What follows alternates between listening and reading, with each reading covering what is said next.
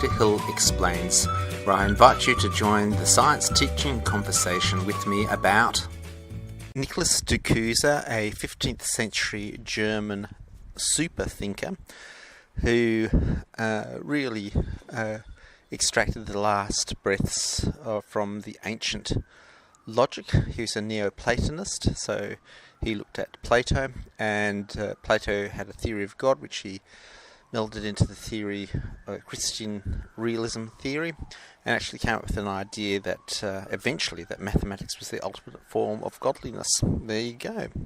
Lots of interesting things. This is episode 9 of this, where I just read out the Stanford Encyclopedia of Philosophy.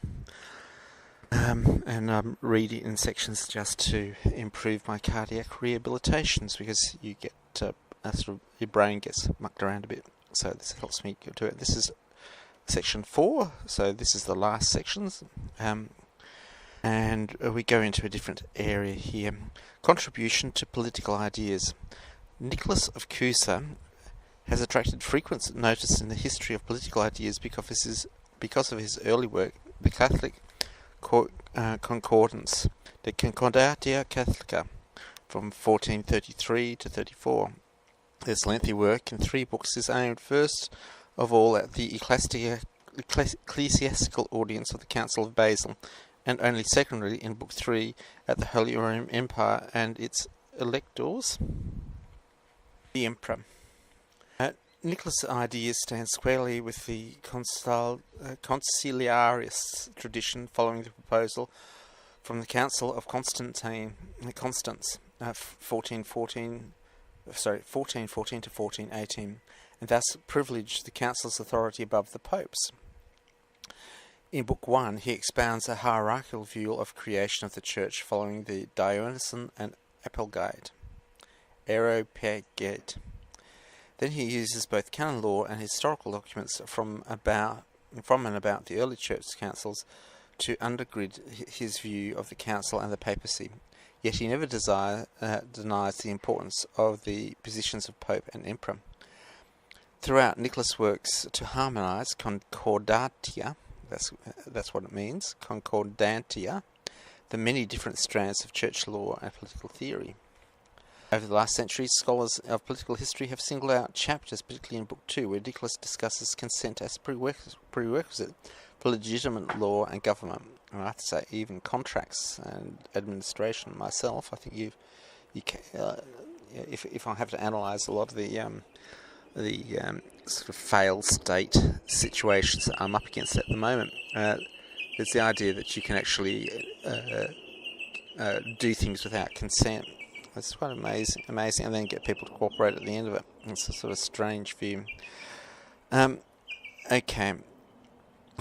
Going beyond the tradition of canon law, he argues on the basis of people's natural freedom. Men are by nature equal in power and equally free, and all governance comes from consent of the subjects.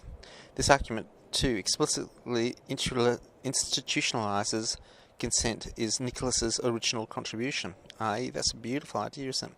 He follows it with proposals on representation that move from representation as virtual impersonalization to representation as delegation based on those represented selecting their representatives. This is one of the first explicit statements in the West of the institutional limits to be placed on rulers and the idea that people must consent to their representative institutions. So this is pretty big stuff. Even after he changed allegiance to the side of the papal supremacy, Nicholas used his ideas to argue later brief writings that Basel was not truly representative and that consent was not embodied in the College of Cardinals. In the following centuries, secular parliaments returned to the ideas of consent and representation, though not directly to Nicholas's book, attempting to restrict the power of monarchs. In the Church itself, tradition continued to outweigh innovation. The idea of consular superiority to the Pope seemed dead for centuries.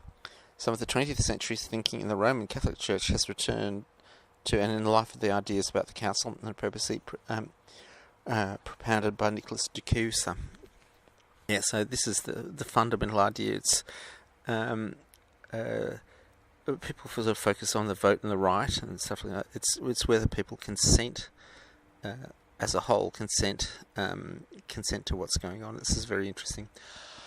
Just a few other strands. I can't quite remember where I read it. There's other contradictory things in Nicholas Cusa's life, in that he, I think, was for imprisoning heretics and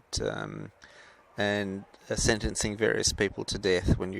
Everyone did it back in those days, but it is interesting that he is sort of limited by his deep understanding of Platonic logic and philosophy, and it seems deep to us, but that's all that was there back then. Whereas people here would look at Boolean logic and look at the names of Kant. There's other ones that Russell. Look at those. Those weren't there. So he's quite. So what I'm saying is that he is very deep and well learned, but there's only a limited amount of things to be learned about. But his fundamental ideas really expounded the last little bits of philosophy left. And I would say that my interpretation of, like a lot of the Roman philosophers, like Seneca, were apologists to their paying masters, and I think eventually he was, but this is Nicholas. However, a lot of the philosophical lines that were being developed in ancient Greece and ancient philosophy didn't proceed in the political framework because they were inconvenient to the political setup at the time. A very warlike setup, like the Roman Empire was basically a warring state. I don't know if you can hear a steam train going down the canyon just outside my house. And look, there's heaps of very tame birds. I don't know why they're tame. I don't feed them or anything like that, but they come up and sit on your chair and all this type of stuff. Thanks for listening. This is the end of episode 9, a tour of Nicholas Cusa, someone who you say, when you look at the various people, they come up with the original idea, but they refer originally to the work that he was doing. So he's obviously an embodiment of the ideas, the preceptive ideas of why you have people contemplating God also contemplate mathematics. It seems a universal theme. So you have Pythagoras and mathematics, the Platonic solids, and the interest in mathematics as a form of philosophical inquiry. It's only now that we've actually separated this all out into different streams. So you've got theologians, philosophers and mathematicians. Back then it was all fused into one, and in terms of transdisciplinary studies, they were all across the various disciplines and could think in parallel or in metaphor. And the other interesting thing about him is his use of metaphor, realizing that it's imperfect, but can actually use the imperfection of metaphors that he has to infer the limitations of thought. So this is sort of very base level philosophy going forward. Thanks a lot for listening.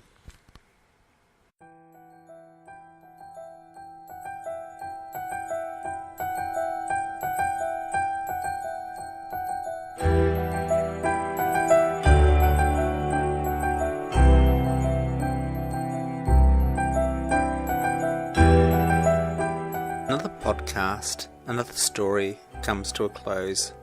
It's been a pleasure sharing this moment in time with you. May you discover truly amazing things, understand them, and tell others. Thanks for listening.